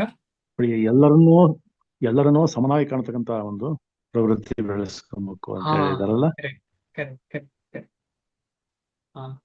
ಇನ್ನೊಂದು ವಿಚಾರ, ಇನ್ನೊಂದು ಎಡಿಷನ್, ಅಸತ್ ಸಂಗ ತ್ಯಾಗ ಏ ವೈಷ್ಣವ ಆಚಾರ. ನಾವು ಹೇಗೆ ಯಾರಲ್ಲೂ ಮಾತಾಡಬಾರ್ದು ಅಂತ ಹೇಳಿದ್ರೆ, ಅಸತ್ ಸಂಘ ಅಂದ್ರೆ ವೈಷ್ಣವತ್ವವನ್ನ ಬೆಳೆಸಿಕೊಳ್ಳಿಕ್ಕೆ ಯಾರಿಗೆ ಆಸಕ್ತಿ ಇಲ್ಲ, ಕೃಷ್ಣನಿಗೆ ಶರಣಾಗತಿ ಹೊಂದಲಿಕ್ಕೆ ಯಾರಿಗೆ ತುಂಬಾ ಆಸಕ್ತಿ ಇಲ್ಲ, ಅವರು ದೂರ ಹೋಗ್ತಾ ಇದ್ದಾರೆ ಅಂತ ಹೇಳಿದ್ರೆ ಅವರ ಸಂಘವನ್ನ ನಾವು ಬಿಡಬೇಕು. ಅಸತ್ ಸಂಘ ತ್ಯಾಗ ಏ ವೈಷ್ಣವ ಆಚಾರ. ಇದನ್ನು ಇನ್ನು ಸ್ವಲ್ಪ ಅರ್ಥ ಮಾಡೋಣ. ಯಾಕೆಂತ ಹೇಳಿದ್ರೆ ನಾವು ಎಲ್ಲರೂ ಜೊತೆಯಲ್ಲೇ ಬದುಕುವಂಥವರು. ಯಾರು ವೈಷ್ಣವರಲ್ಲ ಅಂತ ಹೆಚ್ಚು ನೋಡ್ಲಿಕ್ಕೆ ಆಗುದಿಲ್ಲ. ಆದ ಕಾರಣ ಯಾರನ್ನ ಹೃದಯಕ್ಕೆ ತಗೊಳ್ಬೇಕು, ಯಾರನ್ನ ಮನಸ್ಸಿಗೆ ತಗೊಳ್ಬೇಕು ಅಂತ ಹೇಳಿ ನಾವು ಚಿಂತನೆ ಮಾಡಬೇಕು. ಈಗ ಉದಾಹರಣೆಗೆ ನಾವು ಯಾವುದೋ ಒಂದು ಟ್ರೈನಲ್ಲಿ ಹೋಗ್ತಾ ಇರ್ತೇವೆ. ಟ್ರೈನಲ್ಲಿ ನಾವು ಕೂತಿದ್ದೇವೆ, ಯಾರೋ ಒಬ್ಬ ಹತ್ತಿದ್ರು. ಒಬ್ರು ಹತ್ತಿ ನಮ್ಮ ಹತ್ರ ಕೂತು ಹೇಗಿದ್ದೀರಾ, ಚೆನ್ನಾಗಿದ್ದೀರಾ ಅಂತ ಚೆನ್ನಾಗಿ ಮಾತುಕತೆ ಆಯ್ತು, ಒಳ್ಳೆ ಫ್ರೆಂಡ್ಶಿಪ್ ಆಯ್ತು. ಹಾಗೆ ಅಂತ ಹೇಳಿ ಅವರು ಇಳಿಯುವಾಗ ನಾವು ಅವರೊಟ್ಟಿಗೆ ಇಳಿತೇವ? ಇಲ್ಲ. ಅದನ್ನ ಅವರಲ್ಲಿ ಮಾತಾಡುವಾಗ ನಾವು ಅವರನ್ನು ಜಸ್ಟ್, ನಮಗೆ ಗೊತ್ತುಂಟು ಅದು ಆ ಜರ್ನಿಯಲ್ಲಿ ಮಾತ್ರ, ಮತ್ತೆ ಇಲ್ಲ ಅವರದ್ದು ನಮಗೆ ಸಂಬಂಧ ಇಲ್ಲ ಅಂತ ಹೇಳಿ. ಏನೋ ಫೋನ್ ನಂಬರ್ ತಗೊಂಡು ಮಾತಾಡೋರು ಅಪರೂಪ. ಆ ಮಟ್ಟಕ್ಕೆ ನಾವು ಹೋಗುದು ಸರಿಯೂ ಅಲ್ಲ. ಯಾರೋ ಒಬ್ರು ಬಂದ್ರು ಅಂತ ಹೇಳಿ. ಇದು ಭೌತಿಕವಾದ ಉದಾಹರಣೆ. ಅದೇ ರೀತಿಯಲ್ಲಿ ನಾವು ಭಕ್ತಿಯಲ್ಲಿ ಆಸಕ್ತಿ, ನಾವು ಹೇಳಿಯೂ ಬೇಡ ಅಂತ ಹೇಳಿದವರನ್ನ ನಾವು ಮನಸ್ಸಲ್ಲಿ ತಗೊಳ್ಬೇಕಷ್ಟೇ ವಿನಃ ಹೃದಯಕ್ಕೆ ಅಂಟಿಸಬಾರ್ದು ಅವರನ್ನ. ಹೃದಯಕ್ಕೆ ಯಾರನ್ನ ಅಂಟಿಸ್ಬೇಕು ಅಂತ ಹೇಳಿದ್ರೆ ವೈಷ್ಣವರನ್ನ. ಅಂದ್ರೆ ಅದರಲ್ಲಿ ಕೂಡ ಯಾರು ಸಂಪೂರ್ಣ ಶರಣಾಗತಿಯಾಗಿದ್ದಾರೆ ಅಂತ ವೈಷ್ಣವರನ್ನ ನಾವು ಹೃದಯದಲ್ಲಿ ಇಟ್ಕೋಬೇಕು. ಅವರನ್ನ ಹೃದಯದಲ್ಲಿ ಇಟ್ಕೋಬೇಕು. ಅದನ್ನೇ ಹೇಳುದು, ಯಾರೊಡನೆಯೂ ಮಾತಾಡುತ್ತಿರ್ಲಿಲ್ಲ. ನಾವು ಏನ್ ಮಾಡ್ಬೇಕು? ನಾವು ಮಾತಾಡುದು ಬರೀ ಭಕ್ತರಲ್ಲಿ. ಭಕ್ತರಲ್ಲಿ ಅಂತ ಹೇಳುವಾಗ ಇಲ್ಲಿ ಹೃದಯಕ್ಕೆ ತಕೊಳ್ಳುವಂತ ವಿಚಾರ, ನಾವು ಯಾರಲ್ಲೂ ಮಾತಾಡುದಿಲ್ಲ ಅಂತ ಹೇಳೋ ವಿಚಾರ ಅಲ್ಲ. ಅವರಲ್ಲಿ ಮಾತು ಎಷ್ಟು ಬೇಕು ಅಷ್ಟು, ಅದನ್ನು ಕೂಡ ತಲೆಗೆ ಜಾಸ್ತಿ ಹಾಕಿಕೊಳ್ಳಿಕ್ಕಿಲ್ಲ. ಆ ಒಂದು ಕ್ಷಣಕ್ಕೆ ಬೇಕಾದ ಕೆಲಸ ಮಾಡಿ ಬರುದು. ಈಗ ಉದ್ಯೋಗದಲ್ಲಿ ಏನೋ ನಡೀತಾ ಇದೆ, ಆಯ್ತು ಅಷ್ಟೇ. ಅದನ್ನ ತಗೊಂಡು ಮನೆಗೆ ತಗೊಬಂದು ಚಿಂತನೆ ಮಾಡುದು, ಜಪ ಮಾಡುವಾಗ ಓ ಹಾಗಾಯ್ತು ಹೀಗಾಯ್ತು, ಆಫೀಸಲ್ಲಿ ಹೀಗಾಯ್ತು ಹಾಗಾಯ್ತು, ಆಮೇಲೆ ಬಸ್ಸಲ್ಲಿ ಹಾಗೆ ಹೋಗುವಾಗ ಅವ್ರು ನನ್ನನ್ನು ಹೀಗಂದ್ರು, ಅವ್ರು ಹಾಗಂದ್ರು. ಇಲ್ಲ, ಇದೆಲ್ಲ ಕ್ಷಣಿಕ. ಇದು ಯಾವತ್ತೂ ನಮಗೆ ಬರುದಿಲ್ಲ. 10 ವರ್ಷ ಹಿಂದೆ ಇದೇ ಆಗಿದೆ, ನಮಗೆ ನೆನಪಿದೆ. ಈಗ ಯಾರೋ ಒಬ್ಬ ಬೈದಿದ್ದಾನೆ, ನಮಗೀಗ ನೆನಪಿಲ್ಲ. ಅಷ್ಟು ಜಾಸ್ತಿ ನೆನಪಿದೆ. ಅಷ್ಟು ಜಾಸ್ತಿ ಬೈದು ನಮ್ಮ ಮನಸ್ಸಿಗೆ ಗುಣಗುಣ ಆಗಿದ್ರೆ ಅದು ನೆನಪಿರ್ಬೋದು. ಆದ್ರೆ ಎಷ್ಟೋ ಈ ರೀತಿಯ ಸಂದರ್ಭ ಬಂದಿರ್ತದೆ ನಮಗೆ. ಅದು ಯಾವುದು ನಮ್ಮ ಹೃದಯದಲ್ಲಿ ಇಲ್ಲ. ಆದ ಕಾರಣ ಅದನ್ನು ಮನಸ್ಸಿಗೆ ತಗೊಳ್ಳೇಬಾರದು. ಆದುದರಿಂದ ಮುಂದೆ ಹೋಗ್ತಾ ಇದ್ದೇನೆ. ಆದುದರಿಂದ ಅವನಿಗೆ ಜಡಭರತ ಎಂದು ಹೆಸರು ಬಂದಿತು. ಆದ ಕಾರಣ ನಾವು ಕೂಡ ನಿಜವಾಗಿ ಜಡಭರತರಾಗಬೇಕು. ಜಡಭರತ ಅಂತ ಹೇಳಿದ್ರೆ ಇಂತಹ ವಿಚಾರದಿಂದ ದೂರ ಹೋಗ್ಲಿಕ್ಕೆ ಪ್ರಯತ್ನ. ಯಾಕಂದ್ರೆ ಅದು ಭಕ್ತಿಗೆ ಅನುಕೂಲ ಅಲ್ವೇ ಅಲ್ಲ, ಅದು ಪ್ರತಿಕೂಲ. ಸ್ವಲ್ಪ ಮಾತಾಡಿದ್ರು ಸಾಕು, ಸ್ವಲ್ಪ ಮಾತಾಡಿದ್ರು ಸಾಕು. ಈ ಮೊಬೈಲೇ ಸಾಕಲ್ಲ ನಮಗೆ. ನಮ್ಗೆ ಒಳ್ಳೇದು ಅಂತ ಹೇಳಿ ನೋಡುವಾಗ್ಲೇ 100 ಕೆಟ್ಟದ್ದು ಬರ್ತದಲ್ಲ. ಇದೆಲ್ಲ ಅಪ್ಲಿಕೇಶನ್, ಜಡಭರತರು ಮಾಡಿದಂತ ಅಪ್ಲಿಕೇಶನ್ ನಾವು ಕೂಡ ಮಾಡ್ಬೇಕು. ಯಾಕೆ ಜಡಭರತರಿಗೆ ಏನು ಮಾತಾಡ್ಲಿಕ್ಕೆ ಸಾಧ್ಯ ಇಲ್ವಾ? ಎಲ್ಲ ಇತ್ತು, ಅವರಿಗೆ ಮಾತಾಡಬಹುದಿತ್ತು, ಎಲ್ಲವೂ ಮಾಡಬಹುದಾಗಿತ್ತು, ಜ್ಞಾನ ಎಲ್ಲ ಇತ್ತು. ಆದ್ರೂ ಕೂಡ ಕಳೆದ ಜನ್ಮದಲ್ಲಿ ಆದ ತಪ್ಪು ನನಗೆ ಈ ಜನ್ಮದಲ್ಲಿ ಆಗಬಾರದು, ಈ ಜನ್ಮದಲ್ಲಿ ನನಗೆ ಖಂಡಿತವಾಗಿ ಕೃಷ್ಣನ ಪ್ರಾಪ್ತಿ ಆಗ್ಬೇಕು ಅಂತ ಹೇಳುವ ಸಂಪೂರ್ಣ ದೃಢತೆ ಅವರ ಹತ್ರ ಇತ್ತು. ಆ ದೃಢತೆಯನ್ನು ಬೆಳೆಸ್ಕೊಳ್ಬೇಕು ಅಂತ ಹೇಳಿ ಶ್ರೀಲ ಪ್ರಭುಪಾದರು ಇಲ್ಲಿ ಈ ವಿಚಾರವನ್ನು ತಂದಿದ್ದಾರೆ. ಈ ವಿಚಾರವನ್ನು ತಂದು ನಮಗೆಲ್ಲ ಸೀರಿಯಸ್ ಆಗಿ, ಭಕ್ತಿಯಲ್ಲಿ ಸೀರಿಯಸ್ ಆಗಿ, ಯಾಕೆಂದ್ರೆ ಟೈಮ್ ಕಮ್ಮಿ ಇದೆ ಅಂತ ಹೇಳ್ತಾ ಇದ್ದಾರೆ. ಮುಂದೆ ಅರಸ ರಹುಗಣನು ಅವನನ್ನು ಅತಿ ಶ್ರೇಷ್ಠ ಯೋಗಿ ಎಂದು ಕಂಡನು. ಇದರ ಕಥೆ ನಾವು ಕೇಳಿದ್ದೇವೆ. ರಹುಗಣ ಪಲ್ಲಕ್ಕಿಯನ್ನ ಎತ್ತುಕೊಂಡು ಹೋಗುವಾಗ, ಯಾರು ರಹುಗಣನ ಪಲ್ಲಕ್ಕಿಯನ್ನ, ಏನಾಯ್ತು ಅಂತ ನಮಗೆಲ್ಲ ಗೊತ್ತು. ಭರತನು ಜಡಭರತನು ಆ ಕಡೆ ಈ ಕಡೆ ಸ್ವಲ್ಪ ಓಡಾಡಿ ಹೋದ ಕಾರಣ ಅವನು ಇರುವೆಗಳನ್ನ ತಪ್ಪಿಸಿಕೊಳ್ಳಿಕ್ಕೆ ಓಡಾಡಿ ಹೋಗ್ತಿದ್ದ. ಅದಕ್ಕೋಸ್ಕರ ರಾಜ ಬೈದ ಅವನಿಗೆ. ಆಮೇಲೆ ನೀನು ಬೈತಾ ಇರೋದು ನನ್ನ ದೇಹಕ್ಕೆ, ನನಗಲ್ಲ ಅಂತ ಹೇಳುವಂತಹ ಆತ್ಮದ ಬಗ್ಗೆ ಡಿಸ್ಕಷನ್ ಆಯ್ತು, ಭಕ್ತಿಯ ಬಗ್ಗೆ ಡಿಸ್ಕಷನ್ ಆಯ್ತು. ಅವನು ರಹುಗಣನು ಭರತ ಮಹಾರಾಜರಲ್ಲ, ಜಡಭರತನನ್ನ ತನ್ನ ಗುರುಗಳನ್ನಾಗಿ ಸ್ವೀಕರಿಸಿ ಅವನಿಗೂ ಕೂಡ ಒಳ್ಳೆ ಯೋಗ್ಯವಾದಂತಹ ಭಗವತ್ ಪ್ರಾಪ್ತಿ ಆಗುವಂತಹ ಲಕ್ಷಣಗಳು ಸಿಕ್ಕಿಬಿಡ್ತು. ಆದ ಕಾರಣ ನಮ್ಮ ಜಡಭರತ ಅಂತ ಹೇಳುವಂತಹ ನೋಡ್ಲಿಕ್ಕೆ ಆತರ ಕಂಡ್ರು ಕೂಡ ಅವನು ಶ್ರೇಷ್ಠ ಯೋಗಿ ಅಂತ ಗೊತ್ತಾದ್ದು ಯಾವಾಗ? ರಹುಗಣನ ಜೊತೆ ಸಂವಾದವಾಗುವಾಗ ಗೊತ್ತಾಯ್ತು. ಅವನ ಜೀವನದಿಂದ ಆಧ್ಯಾತ್ಮಿಕ ಪ್ರಯತ್ನಗಳು ಅಥವಾ ಯೋಗಾಭ್ಯಾಸವು ವ್ಯರ್ಥವಾಗುವುದೇ ಇಲ್ಲ. ಇದು ನಿದರ್ಶನ. ನಮಗೆ ಭಕ್ತಿ ಮಾಡಿದ್ರೆ ಎಲ್ಲೂ ಸಹ ವ್ಯರ್ಥ ಆಗುವುದಿಲ್ಲ ಅಂತ ಹೇಳೋ ನಿದರ್ಶನ ಈ ಭರತ ಮಹಾರಾಜರ 3 ಜನ್ಮದಲ್ಲಿ ಕಾಣ್ತಾ ಉಂಟು. ಫಸ್ಟ್ ಜನ್ಮದಲ್ಲಿ, ಸೆಕೆಂಡ್ ಜನ್ಮದಲ್ಲಿ, ಥರ್ಡ್ 3 ಜನ್ಮದಲ್ಲಿ ಕೂಡ ಭಕ್ತಿ ಮಾತ್ರ ನಿರಂತರ ಇತ್ತು. ಅವನಿಗೆ ಬೇಸರ ಆಯ್ತು ನಾನು ಕೆಳಗೆ ಬಿದ್ದೆ ಅಂತ ಹೇಳಿ, ಆದ್ರೆ ಭಕ್ತಿ ಇಲ್ಲ ಅಂತ ಇಲ್ಲ. ನಾನು ಕೆಳಗೆ ಬಿದ್ದೆ, ನಾನು ಇಂದ್ರಿಯ ತೃಪ್ತಿಯ ಕಡೆ ಹೋದೆ. ಈಗ ಉದಾಹರಣೆಗೆ ಜಿಂಕೆಯ ಬಗ್ಗೆ ಆಸಕ್ತಿ ಅಂದ್ರೆ ಇಂದ್ರಿಯ ತೃಪ್ತಿ. ಯಾಕಂದ್ರೆ ಕೃಷ್ಣನ ಕಡೆಗೆ ಆಸಕ್ತಿ ಬೇಕಿತ್ತು, ಜಿಂಕೆಯ ಕಡೆ ಆಸಕ್ತಿ ಬೆಳೀತು. ಜಿಂಕೆಯನ್ನು ಕರ್ತವ್ಯ ರೂಪದಲ್ಲಿ ಮಾಡದೆ ಜಿಂಕೆ ನನ್ನದೇ ಮಗ ಅಂತ ಹೇಳುವಂತ ಬಾಂಧವ್ಯದ ಮುಖಾಂತರ ಅವನು ಕೆಳಗೆ ಬಿದ್ದ. ಕರ್ತವ್ಯ ಮುಖಾಂತರ ಮಾಡಬಹುದಾಗಿತ್ತು, ಅದ್ರ ಕರ್ತವ್ಯಕ್ಕಿಂತ ಜಾಸ್ತಿ ಅಟ್ಯಾಚ್ಮೆಂಟ್ ಬೆಳೆಸಿಕೊಂಡ ಕಾರಣ ಇದೆಲ್ಲ ನಮಗೇ ಕಾರಣ. ನಾವೇ ಇಲ್ಲಿ ನಮ್ಮನ್ನು ನಾವು ಕಂಡ್ಕೊಳ್ಬೇಕು. ನಾವು ಮಹಾರಾಜ ಜಡ ಭರತನಾಗ್ಲಿಕ್ಕೆ ಕಾರಣ ಏನು? ನಾವೆಲ್ಲರೂ ಅದನ್ನು ನೋಡ್ಬೇಕೀಗ. ನಾವೆಲ್ಲರೂ ನಮ್ಮ ಜೀವನದಲ್ಲಿ ಎಷ್ಟು ರೀತಿಯಲ್ಲಿ ಅಟ್ಯಾಚ್ಮೆಂಟ್ ಬೆಳೆಸಿಕೊಂಡಿದ್ದೇವೆ. ವ್ಯಕ್ತಿ ಅಲ್ಲದವರ ಜೊತೆ ಎಷ್ಟೋ ಬೆಳೆಸಿಕೊಂಡಿದ್ದೇವೆ. ವ್ಯಕ್ತಿ ಅಲ್ಲದವರ ಜೊತೆ ಎಲ್ಲಿ ಬೆಳೆಸಿಕೊಂಡಿದ್ದೇವೆ? ಯಾರಾದ್ರೂ ಹೇಳ್ತೀರಾ? ವ್ಯಕ್ತಿ ಅಲ್ಲದವರ ಜೊತೆ ನಾವು ಎಲ್ಲೆಲ್ಲಿ, ವ್ಯಕ್ತಿಗಳ ಜೊತೆ ಬಿಡಿ, ವ್ಯಕ್ತಿ ಅಲ್ಲದರ ಜೊತೆ ಎಲ್ಲೆಲ್ಲಿ ನಾವು ಅಟ್ಯಾಚ್ಮೆಂಟ್, ಬಾಂಧವ್ಯ ಬೆಳೆಸಿಕೊಂಡಿದ್ದೇವೆ? ಹರೇ ಕೃಷ್ಣ ಪ್ರಭು. ಹರೇ ಕೃಷ್ಣ. ಒಡವೆ, ಮನೆ, ಹಾ, ಕಾರು, ಬಂಗ್ಲೆ. ಹ. ಒಡವೆ ಮನೆ, ಕಾರು, ಬಂಗ್ಲೆ, ಆಸ್ತಿ. ಆಮೇಲೆ ಇನ್ನು ಬೇಡದಿದ್ದು ಯಾವ್ಯಾವ್ದ್ರಲ್ಲೋ ಸಂಬಂಧ ಬೆಳೆಸ್ಕೊಂಡಿದ್ದೀವಿ. ಇದು ಹಾ. ಬೇಕು ನನಗೆ, ಮೊಬೈಲ್ ಇದು ನಂದೇ, ಮೊಬೈಲ್ ಇದು ನಂದೇ. ಮೊಬೈಲ್ ಹೇಳ್ತಿದ್ದಾರೆ ಮತ್ತೆ. ಮೊಬೈಲ್. ಅದು ಜಾಸ್ತಿ ಆಗಿದೆ ಈಗ. ಅದೇ ಸಂಬಂಧ ಅಂತ ಹೇಳೋಕ್ಕಿಂತ ಅದ್ರ ಡ್ಯೂಟಿ. ಈಗ ಮೊಬೈಲ್ ಯೂಸ್ ಮಾಡಬಹುದು, ಡ್ಯೂಟಿ ಅದು ಏನೋ ಅಗತ್ಯ ಉಂಟು ಮಾಡಬಹುದು, ಆದ್ರೆ ಅದರಲ್ಲಿ ಅಟ್ಯಾಚ್ಮೆಂಟ್ ಇದೆ ನಮಗೆ. ಏನೋ ಸ್ವಲ್ಪ ಸ್ಕ್ರೀನ್ ಗಾರ್ಡ್ ಹಾಳಾಯ್ತು ಅಂತ ಹೇಳಿದ್ರೆ ನಮಗೆ ದುಃಖ ಆಗತ್ತೆ, ಕಾರಿಗೆ ಏನೋ ಟಚ್ ಆಯ್ತು ಅಂದ್ರೆ ದುಃಖ ಆಗತ್ತೆ. ಈ ರೀತಿ ಸಹಜ, ನಮ್ಗೆ ಎಲ್ರಿಗೂ ಆಗತ್ತೆ. ಏನು ಆಗಲ್ಲ ಅಂತ ಹೇಳೋರು ಭಾರಿ ಅಪರೂಪ. ಕೆಲವು ವಸ್ತುವಿನಲ್ಲಿ ಕೆಲವರಿಗೆ ಆಗ್ಲಿಕ್ಕಿಲ್ಲ, ಕೆಲವು ವಸ್ತುವಿನಲ್ಲಿ ಕೆಲವರಿಗೆ ಆಗತ್ತೆ. ಆಮೇಲೆ ನಮ್ಮ ಭಾರತ ಭೂಮಿಯ ಬಗ್ಗೆ ನಮಗೆ ಭಾರಿ ಆಸಕ್ತಿ ಇದೆ. ಸತ್ಯ, ಇದು ಒಳ್ಳೆ ವಿಷಯ, ಇಂಪಾರ್ಟೆಂಟ್. ಆದ್ರೆ ಅದು ಎಲ್ಲಿ ತಗೊಳ್ಬೇಕು? ಮನಸ್ಸಿಗೆ, ಹೃದಯಕ್ಕಲ್ಲ. ಯಸ್ಯಾತ್ಮ ಬುದ್ಧಿ ಕುಣಪೇತೃ ಧಾತುಕೆ. ಕೇಳಿದಿರಾ ಈ ಶ್ಲೋಕವನ್ನ? ಯಸ್ಯಾತ್ಮ ಬುದ್ಧಿ ಕುಣಪೇತೃ ಧಾತುಕೆ ಅಂದ್ರೆ ಏನು? ಶ್ರೀಮದ್ ಭಾಗವತದ ಶ್ಲೋಕ. ಆತ್ಮಬುದ್ಧಿ ಅಂದ್ರೆ ನಾನು ಈ ದೇಹ ಅಂತ ಹೇಳುದು. ಯಾವ್ದು ದೇಹ? ತ್ರಿಧಾತುಗಳಿಂದ, 3 ಧಾತುಗಳಿಂದ ಮಾಡಿದಂತ ಈ ದೇಹ. ಸತ್ವರಜ ತಮಗಳಿಂದ, ವಾತ ಪಿತ್ತ ಕಫದಿಂದ ಉಂಟಾದಂತ ಈ ದೇಹ, ಆಮೇಲೆ ಸಪ್ತ ಧಾತುಗಳಿಂದ ಉಂಟಾದಂತ ಈ ದೇಹವನ್ನು ನಾನು ಅಂತ ತಿಳ್ಕೊಳ್ಳುವಂಥದ್ದು. ಸ್ವಧಿ ಕಲತ್ರಾದಿಶು ಭೌಮ ಯುಜ್ಯದಿ. ಆಮೇಲೆ ನಾನು ಹುಟ್ಟಿದ ಭೂಮಿ ನನ್ನ ಭೂಮಿ, ಇದು ನನ್ನ ಆಸ್ತಿ, ನನ್ನ ಜೊತೆಯಲ್ಲಿರುವಂತಹ ವ್ಯಕ್ತಿಗಳೆಲ್ಲ ನನ್ನವರು ಅಂತ ಹೇಳಿ ತಿಳ್ಕೊಳ್ಳುವಂಥದ್ದು. ಇದೆಲ್ಲ ಅಟ್ಯಾಚ್ಮೆಂಟ್. ಯಾವ ಹೊರತಲ್ಲಿ ಹೃದಯಕ್ಕೆ ತಗೊಳ್ಬಾರದು, ಇದನ್ನು ಮನಸ್ಸಿಗೆ ತಗೊಳ್ಬೇಕು ಅಂತ ಹೇಳ್ತಾ ಇದ್ದಾರೆ. ಯಾಕಂದ್ರೆ ಅದು ಡ್ಯೂಟಿ, ವರ್ಣಾಶ್ರಮದ ಡ್ಯೂಟಿ ನಾವು ಮಾಡ್ಲೇಬೇಕು. ಅದರಿಂದ ಎಸ್ಕೇಪ್ ಆಗಲ್ಲ. ಎಸ್ಕೇಪ್ ಆಗೋದ್ರ ಬಗ್ಗೆ ಡಿಸ್ಕಷನ್ ಅಲ್ಲ ಇಲ್ಲಿ. ಆದ್ರೆ ಹೃದಯಕ್ಕೆ ಯಾರನ್ನು ತಗೊಳ್ಬೇಕು? ಹೃದಯಕ್ಕೆ ಪರ್ಮನೆಂಟ್ ಆಗಿರೋರನ್ನು ಮಾತ್ರ ತಗೊಳ್ಬೇಕು, ಇಂಪರ್ಮನೆಂಟ್ ಆಗಿರೋರನ್ನು ತಗೊಳ್ಬಾರದು. ಶಾಶ್ವತ ಯಾರು ಅವರನ್ನು ಮಾತ್ರ ತಗೊಳ್ಬೇಕು. ಶಾಶ್ವತ ಯಾವುದು? ಆತ್ಮ ಮತ್ತು ಭಗವಂತ. ಎಲ್ಲರನ್ನ ಭಕ್ತರನ್ನಾಗಿ ಮಾಡಿ, ಭಕ್ತರನ್ನ ನಾವು ಅಟ್ಯಾಚ್ಮೆಂಟ್ ಆದ್ರೆ ಏನು ತೊಂದರೆ ಇಲ್ಲ. ಆದ್ರೆ ಬೇರೆ ರೀತಿಯ ಎಲ್ಲ ಅಟ್ಯಾಚ್ಮೆಂಟ್ ನಮ್ಮನ್ನ ಪುನಃ ಪುನಃ ಈ ಲೋಕಕ್ಕೆ ವಾಪಸ್ ಬರುವ ಹಾಗೆ ಮಾಡ್ತದೆ. ಅದು ಶ್ರಮ ಏವಹಿ ಕೇವಲಂ, ಬರೀ ಶ್ರಮ ಆಗಿಬಿಡ್ತದೆ ಅದು ಅಂತ ಹೇಳಿ ಶ್ರೀಮದ್ ಭಾಗವತ ಹೇಳ್ತದೆ. ಮುಂದೆ ಹೋಗ್ತೀನಿ, ಆ ಶ್ಲೋಕ ಇನ್ನೂ ಇದೆ, ಅದರ ಬಗ್ಗೆ ನಾವು ಭಾಗವತ ಓದುವಾಗ ಓದೋಣ. ಸ್ವಧೀ ಕಲತ್ರಾದಿಶು ಭೌಮ ಯುಜ್ಯದಿ ಯತ್ತೀರ್ಥ ಬುದ್ಧಿ ಸಲಿಲೇನ ಕರ್ಹಿಚಿತ್ ಅಂತ ಹೇಳ್ತಾರೆ. ಯತ್ತೀರ್ಥ ಬುದ್ಧಿ ಸಲಿಲೇನ ಕರ್ಹಿಚಿತ್.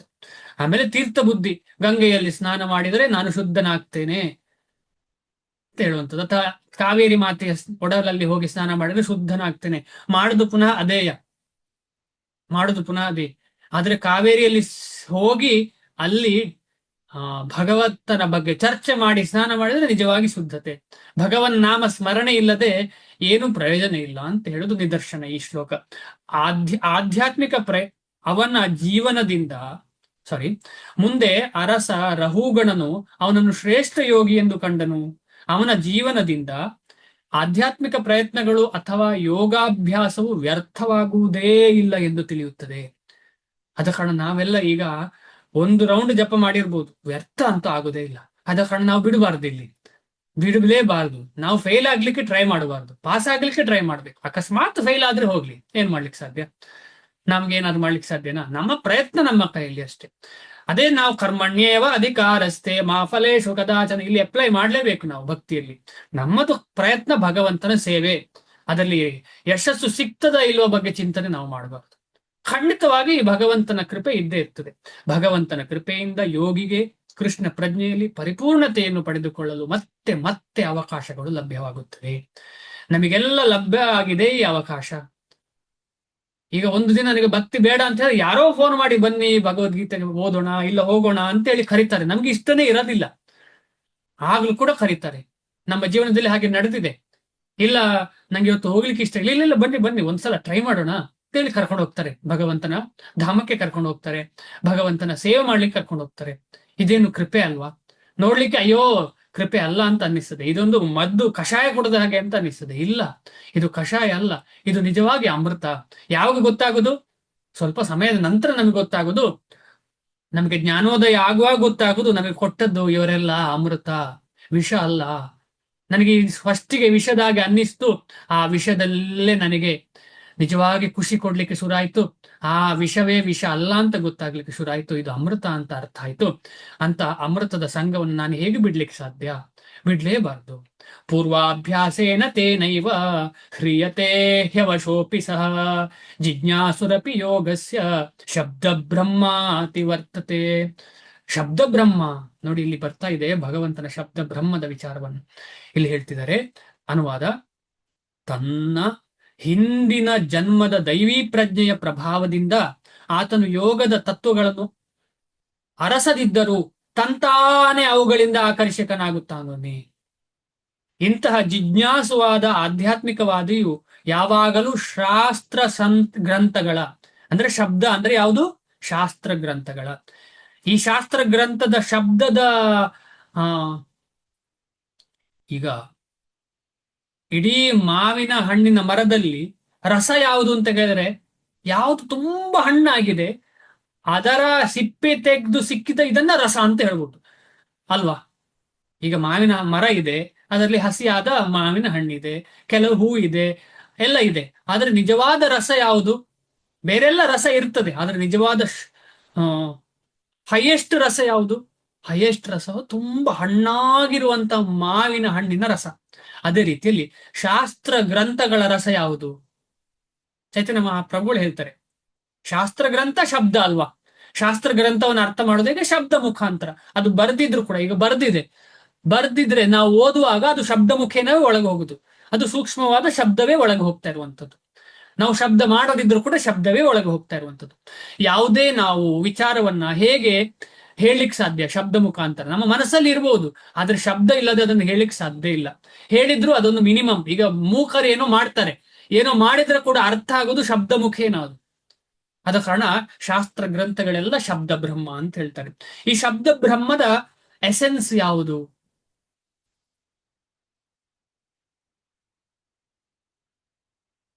ಯಾವುದು? ಹರೇ ಕೃಷ್ಣ ಮಹಾಮಂತ್ರ ಪ್ರಭು. ಹರಿಬೋಲ್. ಹರೇ ಕೃಷ್ಣ ಮಹಾಮಂತ್ರ ಈ ಶಾಸ್ತ್ರದ ಎಸೆನ್ಸ್.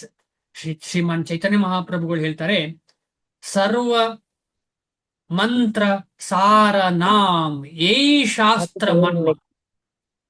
ಸರ್ವ ಮಂತ್ರ ಸಾರ ನಾಮ್ ಯಾವುದು? ಭಗವಂತನ ನಾಮ ಹರೇ ಕೃಷ್ಣ ಮಹಾಮಂತ್ರ. ಆಮೇಲೆ ಶಾಸ್ತ್ರವಿಧಿಯಾದಂತ ಹರೇ ಮಹಾಮಂತ್ರಗಳು.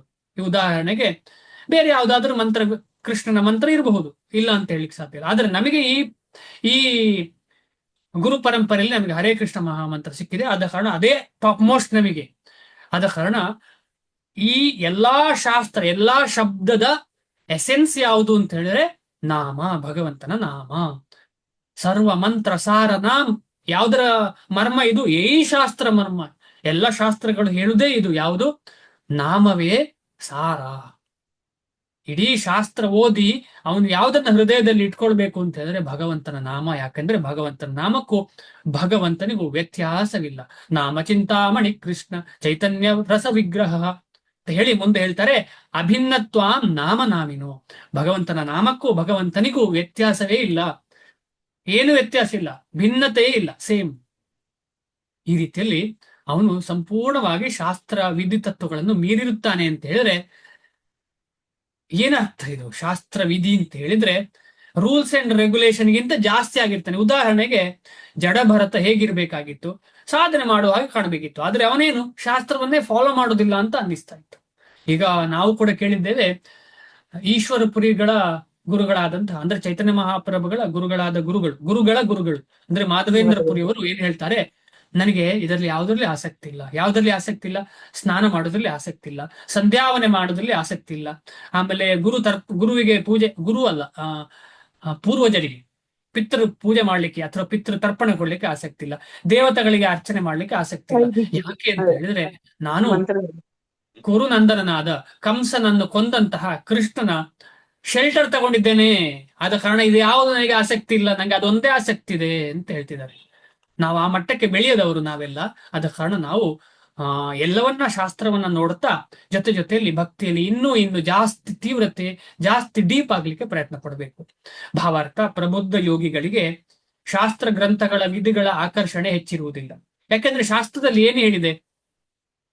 ಶಾಸ್ತ್ರದಲ್ಲಿ ಏನು ಹೇಳಿದೆ? ಇದು ನಾವು ಭಗವದ್ಗೀತೆಯಲ್ಲಿ ಚರ್ಚೆ ಮಾಡಿದ್ದೇವೆ ಈಗಾಗಲೇ. ಪುಷ್ಪಿತಾಂ ಕೇಳಿದಿರಾ? ವೇದದಲ್ಲಿ ಏನಿದೆ? ಪುಷ್ಪಿತಾಂ ವಾಚಾಂ ಕೇಳಿದಿರಾ? Flowery language. Flowery language. Flowery language ಅಂದ್ರೆ ಏನು? ಹೀಗೆಲ್ಲ ಮಾಡಿ ನೀವು ಹೀಗೆಲ್ಲ ಮಾಡಿದ್ರೆ ನೀವು ಸ್ವರ್ಗಕ್ಕೆ ಹೋಗ್ತೀರಿ. ಇದು ಫ್ಲವರ್ ಅಲ್ವಾ? ಏನು ಪ್ರಯೋಜನ ಸ್ವರ್ಗಕ್ಕೆ ಹೋಗಿ?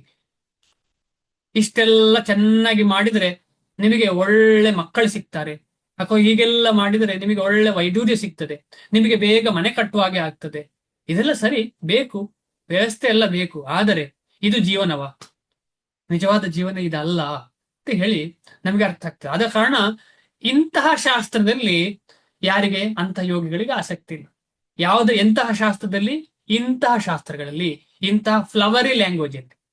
ಆದರೆ ಅವರನ್ನು ಯೋಗ ತತ್ವಗಳು ಆಕರ್ಷಿಸುತ್ತದೆ. ಯೋಗ ತತ್ವ ಕೂಡ ಅದೇ ಶಾಸ್ತ್ರದ ಅಂಗ ಅಲ್ವಾ? ವೇದದ ಅಂಗವೇ ಯೋಗ. ಈಗ ಹರೇ ಕೃಷ್ಣ ಮಹಾಮಂತ್ರ ಅತ್ಯುತ್ತಮವಾದ ಯೋಗ, ಅದನ್ನ ಹೇಳುವಂಥದ್ದು ಟಾಪ್ ಮೋಸ್ಟ್, ಅದು ಶಾಸ್ತ್ರ ತಾನೆ, ಅದೇ ಶಾಸ್ತ್ರ. ಆದ್ರೆ ಯಾವ ಶಾಸ್ತ್ರದ ವಿಧಿಗಳಲ್ಲಿ ಆಸಕ್ತಿ ಇಲ್ಲ. ಈ ರೀತಿಯ ವಿಧಿಗಳು, ಕಟ್ಟುಪಾಡುಗಳು, ಭಗವಂತನ ನಾಮಸ್ಮರಣೆ ಮಾಡಲಿಕ್ಕೆ ತೊಂದರೆ ಕೊಡುವಂತಹ ಕಟ್ಟುಪಾಡುಗಳು, ಅಂತಹ ಕಟ್ಟುಪಾಡುಗಳನ್ನ ಮಾಡಲಿಕ್ಕೆ ಆಸಕ್ತಿ ಇರುವುದಿಲ್ಲ. ಈ ತತ್ವಗಳು ಅವರನ್ನು ಯೋಗದ ಅತ್ಯುನ್ನತ ಪರಿಪೂರ್ಣತೆಯಾದ ಪೂರ್ಣ ಪ್ರಜ್ಞೆಗೆ ಏರಿಸಬಲ್ಲದು. ಶ್ರೀಮದ್ ಭಾಗವತದಲ್ಲಿ ಪ್ರಬುದ್ಧ ಆಧ್ಯಾತ್ಮಾದಿಗಳು ವೈದಿಕ ವಿಧಿಗಳನ್ನು ಕಡೆಗಣಿಸುವುದನ್ನು ಹೀಗೆ ವಿವರಿಸಿದೆ. ಅಹೋ ಬತ ಶ್ವಪಚೋತೋ ಗರಿಯಾನ್ ಯಜ್ಜಿಹ್ವಾಗ್ರೇ ವರ್ತತೆ ನಾಮ ತುಭ್ಯಂ ತೇ ಪುಸ್ತಪಸ್ತೆ ಜುಹೂಹು ಸಸ್ನುರಾರ್ಯ ಬ್ರಹ್ಮಾನೋಚುರ್ ನಾಮ ಗೃಣಂತಿ ಏತೆ. ಪ್ರಭುವೆ, ಅಹೋಬತ ಶ್ವಪಚತೋ, ಶ್ವಪಚತೋ ಅಂದ್ರೆ ಶ್ವ ಅಂತ ಹೇಳಿದ್ರೆ ನಾಯಿ. ನಾಯಿಯನ್ನು ತಿಂದು ಯಾರೋ ಡೈಜೆಷನ್ ಮಾಡ್ಲಿಕ್ಕೆ ಆಗ್ತಾ ಇದೆ, ಅಂಥವನು ಕೂಡ ನಾಲಿಗೆಯಲ್ಲಿ ಹರಿನಾಮ ಬಂದರೆ ಯಜ್ಜಿಹ್ವಾಗ್ರೇ ವರ್ತತೆ ನಾಮ ತುಭ್ಯಂ, ಅದರ ಅರ್ಥ ಅವನು ಆ ನಾಯಿ ತಿನ್ನುವುದನ್ನು ಬಿಡ್ತಾನೆ. ಅದಲ್ಲದೆ ಅವನು ಅಕಸ್ಮಾತ್ ಹರೇ ಕೃಷ್ಣನ್ ಮಹಾಮಂತ್ರ ಮಾಡಿದ್ದಾನೆ ಅಂತ ಹೇಳಿದ್ರೆ ಅದರ ಅರ್ಥ ಏನು ಅಂತ ಹೇಳಿದ್ರೆ, ಹಿಂದಿನ ಜನ್ಮದಲ್ಲಿ ಅವನು ತೇ ಪುಸ್ತಪಸ್ತೆ ಜುಹುಹು ಸಸ್ನುರಾರ್ಯ, ಎಲ್ಲ ರೀತಿಯ ಸಾಧನೆಗಳನ್ನು ಮಾಡಿರುತ್ತಾನೆ. ಯಾವುದು? ತಪಸ್ಸು, ಆಮೇಲೆ ಯಜ್ಞ ಯಾಗಾದಿಗಳು, ಬ್ರಹ್ಮಚರ್ಯ ವ್ರತ, ಆಮೇಲೆ ಈ ರೀತಿಯದೆಲ್ಲವನ್ನು ಮಾಡಿರ್ತಾನೆ ಅವನು. ಆದ ಕಾರಣ ಅವನಿಗೆ ನಾಲಗೆಯಲ್ಲಿ ಹರೇ ಕೃಷ್ಣ ಮಹಾಮಂತ್ರ ಹೇಳಲಿಕ್ಕೆ ಆಯ್ತು. ಅವನ ಜೀವನದಲ್ಲಿ ನಾಯಿ ತಿಂತ ಇರಬಹುದು, ನಾಯಿ ಮಾಂಸ ತಿಂತ ಇರಬಹುದು, ಆದರೆ ಹರೇ ಕೃಷ್ಣ ಮಹಾಮಂತ್ರ ಬಂದಿದೆ ನಾಲಿಗೆಯಲ್ಲಿ ಅಂತ ಹೇಳಿದ್ರೆ ಅವನಿಗೆ ಅರ್ಥ ಏನು ಅಂತ ಹೇಳಿದ್ರೆ, ಅವನು ಕಳೆದ ಜನ್ಮದಲ್ಲಿ ಸಾಧನೆ ಮಾಡಿ ಏನಾಗಿದೆ, ಇಂದ್ರಿಯ ತೃಪ್ತಿಗೆ ಹೋದ ಕಾರಣ ಅವನು ನಾಯಿ ತಿನ್ನೋ ಪರಿಸ್ಥಿತಿ ಬಂದಿದೆ. ಆದ್ರೆ ಕೃಷ್ಣನನ್ನು ಮರಿಲಿಲ್ಲ ಅವ. ಆದ ಕಾರಣ ಆ ಕೃಷ್ಣನೇ ಆ ನಾಯಿ ತಿನ್ನುವುದನ್ನು ನಿಲ್ಲಿಸ್ತಾನೆ ಅವನು. ಅದು ಒಂದು ಕ್ಷಣ ಅಷ್ಟೇ, 5 ವರ್ಷ, 2 ವರ್ಷ, 10 ವರ್ಷ, ಆಮೇಲೆ ಅವನು ಖಂಡಿತವಾಗಿ ಕೃಷ್ಣ ಪ್ರಜ್ಞೆಯಲ್ಲಿ ಮುಂದೆ ಹೋಗ್ತಾನೆ. ಅಂತವನು ಏನಾಗ್ತಾನೆ? ಗುರು ಆಗ್ತಾನೆ. ಯಾಕಂದ್ರೆ ಅಂಥವನೇ ಗುರು. ಅದ್ಭುತವಾದ ಶ್ಲೋಕ ಇದು. ಅಹೋ ಬತ ಶ್ವಪಚೋತೋ ಗರಿಯಾನ್ ಯಜ್ಜಿಹ್ವಾಗ್ರೇ ವರ್ತತೆ ನಾಮ ತುಭ್ಯಂ ತೇ ಪುಸ್ತಪಸ್ಥೆ ಜುಹೂಹು ಸಸ್ನುರಾರ್ಯ ಬ್ರಹ್ಮಾನುಚುರ್ನಾಮ ಗೃಣಂತಿ ತೇ. ಈಗ ನಾವೆಲ್ಲ ನಮ್ಮನ್ನು ನೋಡೋಣ, ಏನೆಲ್ಲ ಮಾಡಿಲ್ಲ ನಾವು, ಏನೆಲ್ಲ ಮಾಡಿಲ್ಲ. ಕೃಷ್ಣ ಮಹಾಮಂತ್ರ ಸಿಕ್ಕಿದ ಮೇಲೂ ಅದಕ್ಕೆ ನಮ್ಮ ಮನಸ್ಸು ಹೋಗ್ತದೆ ಏನೆಲ್ಲ ಮಾಡ್ಲಿಕ್ಕೆ. ಆದ್ರೆ ನಾವು ಸೀರಿಯಸ್ ಆಗಿ ನೋಡಿದ್ರೆ, ಪ್ರಯತ್ನ ಪಟ್ರೆ ಈ ಶ್ಲೋಕವನ್ನ ನಾವು ಅಪ್ಲೈ ಮಾಡಿ, ಎಸ್, ನಾವೇನೋ ಭಗವಂತನ ಲೀಲೆ ನಮಗೆ ಸಿಕ್ಕಿದೆ, ಈ ಭಗವದ್ ಭಕ್ತಿ, ಆದ್ರೂ ನನ್ನ ಮನಸ್ಸು ಅಲ್ಲೆಲ್ಲ ಹೋಗ್ತಾ ಇದೆ. ಕೃಷ್ಣ, ನೀನೇ ನನ್ನನ್ನು ಕಾಪಾಡು, ನಿನ್ನ ಸೇವೆಯಲ್ಲೇ ನನ್ನನ್ನು ತೊಡಗಿಸು ಅಂತ ನಾವು ಹೃದಯಪೂರ್ವಕವಾಗಿ ಕೇಳಿದ್ರೆ ಖಂಡಿತವಾಗಿ ಕೃಷ್ಣ ನಮ್ಮನ್ನು ಬಿಡುವುದಿಲ್ಲ, ವೈಷ್ಣವರು ನಮ್ಮನ್ನು ಬಿಡುವುದಿಲ್ಲ. ಹೀಗೆ ಪ್ರಭುವೇ ನಿನ್ನ ಪಾವನ ನಾಮಗಳನ್ನು ಜಿಹ್ವಾಗ್ರೇ, ನಾಲಿಗೆ ತುದಿಯಲ್ಲಿ ವರ್ತತೆ ನಾಮ ತುಭ್ಯಂ. ಪ್ರಭುವೇ, ನಿನ್ನ ಪಾವನ ನಾಮಗಳನ್ನು ಸಂಕೀರ್ತನೆ ಮಾಡುವವರು ನಾಯಿಯನ್ನು ತಿನ್ನುವ ಕುಟುಂಬದಲ್ಲಿಯೇ ಹುಟ್ಟಿರಬಹುದು, ಆದರೂ ಆಧ್ಯಾತ್ಮಿಕ ಜೀವನದಲ್ಲಿ ಅವರು ತುಂಬಾ ಮುಂದುವರಿದವರು.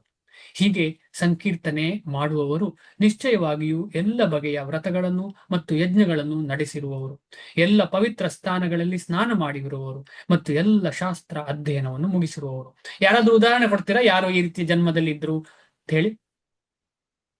ನಾಯಿ ಅಂತಲ್ಲ, ಕೀಳು ಅಂದ್ರೆ ಕೆಳ ಜನ್ಮ, ಭಗವದ್ ಪ್ರಜ್ಞೆ ಇಲ್ಲದಂತಹ ಜನ್ಮ ಅಂದ್ರೆ ಕೂಲ. ಯಾರಾದ್ರೂ ಹೇಳ್ತೀರಾ? ನಮ್ಮ ಪರಂಪರೆಯಲ್ಲಿ ಮೊದಲ ವ್ಯಕ್ತಿ ಅವರು, ಮೊದಲ ಜೀವ ನಮ್ಮ ಪರಂಪರೆಯಲ್ಲಿ. ವರಹ ಅವತಾರ. ವರಾಹ ಜೀವ ಅಲ್ಲ ಮಾತಾಜಿ. ವರಾಹ ಅಂತ ಹೇಳಿದ್ರೆ ಭಗವಂತನೇ, ವಿಷ್ಣು ತತ್ವ. ಅದು ಜೀವ ತತ್ವಕ್ಕೂ ವಿಷ್ಣು ತತ್ವಕ್ಕೂ ವ್ಯತ್ಯಾಸ ಇದೆ. ಮೊದಲ ಜೀವ ತತ್ವ ನಮಗೆ ಸಿಕ್ಕಿದ್ದು ಜ್ಞಾನ ಎಲ್ಲ ಅವರಿಂದಲೇ. ಕೃಷ್ಣ ಕೊಟ್ಟದ್ದು ಅವರಿಗೆ. ತೇನೇ ಹೃದ ಆದಿ ಕವಯೆ, ಒಂದು ಪದ ಬಿಟ್ಟೆ. ತೇನೇ ಡ್ಯಾಶ್ ಹೃದ ಆದಿ ಕವಯೇ ಮುಹ್ಯಂತಿ ಯತ್ ಸೂರಯ. ಶ್ರೀಮದ್ ಭಾಗವತದ ಮೊದಲನೆಯ ಶ್ಲೋಕ ಇದು. ಬ್ರಹ್ಮ ಪ್ರಭುಜಿ. ಅರಿವು ಕರೆಕ್ಟ್ ತಾನೆ? ಬ್ರಹ್ಮ ಏನಾದ್ರು, ಬ್ರಹ್ಮನಿಗೆ ಶಾಪ ಸಿಕ್ಕಿ ಏನಾಯ್ತು? ಯಾರಾಗಿ ಬಂದ್ರು?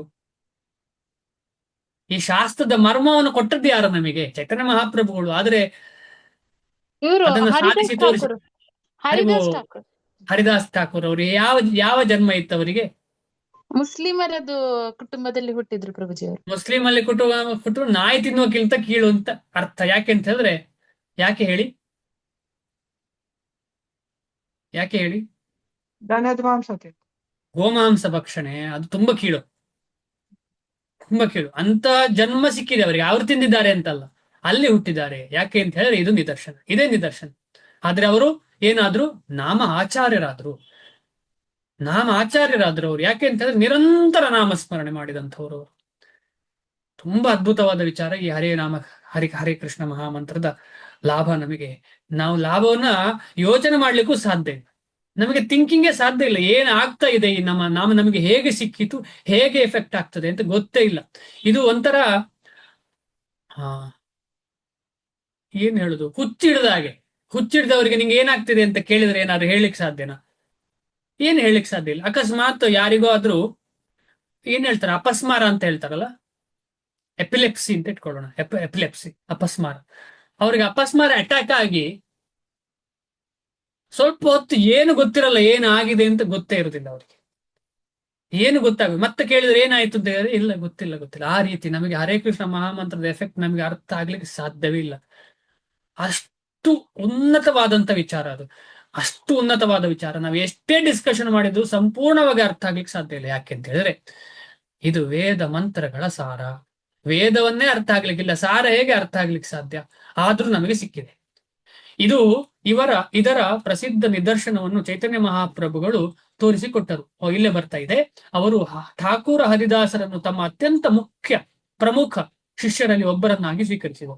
ಠಾಕೂರ ಹರಿದಾಸರು ಮುಸ್ಲಿಮ ಕುಟುಂಬದಲ್ಲಿ ಹುಟ್ಟಿದ್ದರು. ಅವರು ಭಗವಂತನ ಪವಿತ್ರವಾದ ಹೆಸರುಗಳನ್ನು ಹರೇ ಕೃಷ್ಣ ಕೃಷ್ಣ ಕೃಷ್ಣ ಹರೇ ಹರೇ, ಹರೇ ರಾಮ ರಾಮ ರಾಮ ಹರೇ ಹರೇ ಎಂದು ಪ್ರತಿನಿತ್ಯ 3 ಲಕ್ಷ ಬಾರಿ ಜಪ ಮಾಡುವ ನಿಯಮವನ್ನು ಕಟ್ಟುನಿಟ್ಟಾಗಿ ಪಾಲಿಸಿಕೊಂಡು ಬಂದಿದ್ದರು. 3 ಲಕ್ಷ ಒಂದೆರಡಲ್ಲ, ಇಡೀ ದಿನ 1-2 ಗಂಟೆ ಇಲ್ಲ ಅಷ್ಟೇ, ಇಡೀ ದಿನ 22 ಗಂಟೆ ಕೂಡ ಜಪವನ್ನೇ ಮಾಡ್ತಾ ಇದ್ದಂಥವರು. ಈ ಕಾರಣಕ್ಕಾಗಿ ಚೈತನ್ಯ ಮಹಾಪ್ರಭುಗಳು ಅವರನ್ನು ನಾಮ ಆಚಾರ್ಯರ ಸ್ಥಾನಕ್ಕೆ ಏರಿಸಿದರು. ಅವರು ಸದಾ ಭಗವಂತನ ಪವಿತ್ರ ನಾಮವನ್ನು ಸಂಕೀರ್ತನ ಮಾಡುತ್ತಿದ್ದುದರಿಂದ ಅವರು ಶಬ್ದ ಬ್ರಹ್ಮ ಎಂದು ಹೆಸರಾದ ವೈದಿಕ ವಿದ್ಯುಕ್ತ ವಿಧಾನಗಳನ್ನೆಲ್ಲ ಹಿಂದಿನ ಜನ್ಮದಲ್ಲಿ ಮಾಡಿ ಮುಗಿಸಿರಬೇಕೆಂದು ತಿಳಿಯಲಾಗಿತ್ತು. ಅಂದರೆ ಹರಿದಾಸ್ ಠಾಕೂರ್ ಎಲ್ಲಾ ವೇದ ಅಧ್ಯಯನ ಹಿಂದಿನ ಜನ್ಮದಲ್ಲಿ ಮಾಡಿದ್ರು ಅಂತ ತಿಳ್ಕೊಳ್ಬೇಕು. ಪರಿಶುದ್ಧನಾಗದೆ ಯಾವ ಮನುಷ್ಯನು ಕೃಷ್ಣ ಪ್ರಜ್ಞೆಯ ತತ್ವಗಳನ್ನು ಇಷ್ಟಪಡಲಾರ. ಈಗ ನಾವು ಯಾರಿಗಾದ್ರೂ ಕೃಷ್ಣನ ಹೆಸರು ಹೇಳಿ ಅಂತ ಹೇಳಿ ಇಷ್ಟಪಡಲಿಲ್ಲ ಅಂದ್ರೆ ಇನ್ನೂ ಟೈಮ್ ಆಗ್ಲಿಲ್ಲ, ಅವರಿಗೆ ಪರಿಶುದ್ಧರಾಗಬೇಕಷ್ಟೇ ಅಂತ ಅರ್ಥ ಅದರದ್ದು ಅಷ್ಟೇ. ನಮಗೆ ಸಿಕ್ಕಿದೆ ಅಂದ್ರೆ ನಮಗೆ ಆ ಭಾಗ್ಯ ಸಿಕ್ಕಿದೆ. ಅಥವಾ ಭಗವಂತನ ಪುಣ್ಯ ನಾಮವಾದ ಹರೇ ಕೃಷ್ಣ ಮಂತ್ರದ ಸಂಕೀರ್ತನೆಯಲ್ಲಿ ತೊಡಗಲಾರ. ಶ್ರೀಲ ಪ್ರಭುಪಾದರಿಗೆ ಜಯವಾಗ್ಲಿ. ಇವತ್ತು ಇಲ್ಲಿಗೆ ನಿಲ್ಸೋಣ. ಏನಾದ್ರೂ ಪ್ರಶ್ನೆ ಅಥವಾ ಏನಾದ್ರು ಚರ್ಚೆ ಇದ್ರೆ ಅಥವಾ ನಾನು ಹೇಳಿದ್ರಲ್ಲಿ ಏನಾದ್ರೂ ತಪ್ಪಾಗಿದ್ರೆ ದಯವಿಟ್ಟು ಅನ್ಮ್ಯೂಟ್ ಮಾಡಿ ಹೇಳಿ. ಹರೇ ಕೃಷ್ಣ. ಶ್ರೀಲ ಪ್ರಭುಪಾದರಿಗೆ ಜಯವಾಗ್ಲಿ.